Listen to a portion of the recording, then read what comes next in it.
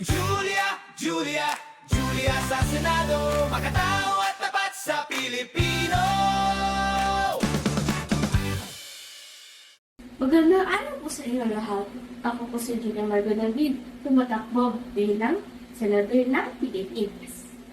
Naniniwala po ako na hindi lang sa salita at pangako ang kailangan natin, kundi marunong din tumubad at makinig para sa kapwa Pilipino.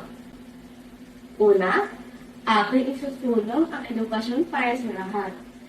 Gusto kong gawing batas na maglilibre ang lahat ng pangangailangan ng mga estudyante sa pampublikong paaralan, tulad ng uniforme, gamit, libro, at iba pa.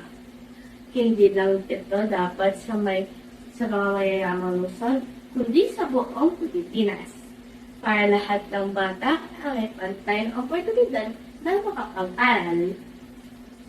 Pangalawa, ipangilapan ko ang malinis at tapat na pamahalaan. Dapat ay may parusa ang lahat na mapatunayang sangkot sa korupsyon, kahit sila ay nasa mataas na posisyon. Ang batas ay dapat pantay-pantay para sa lahat at walang kinikilingan. Pangatlo, aking susuportahan ang ating mga magsasaka.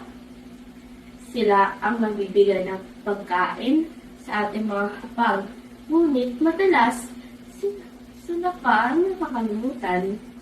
Bilang senador, sisiguraduhin ko mabibigyan sila ng tamang kita, walang abono, at makabagong kagamitan para sa kanilang hanapbuhay. At panghuli, gusto kong bigyan ng kakataon ang mga kulubin at malawi-lawi na makabangon sa buhay.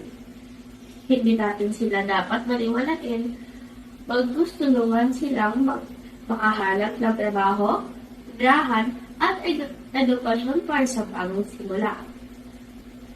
Mga kababayan, ang laban na ito ay hindi lang para sa akin, kundi para sa ating lahat, para sa edukasyon, katapatan, at kaunlaran ng bawat Pilipino. Ako po si Julia Margo David, handang maglingkod ng tapat at buong puso. Maraming salamat po at mabuhay ang Pilipinas! Julia sa Senado, makatao at tapat sa Pilipino.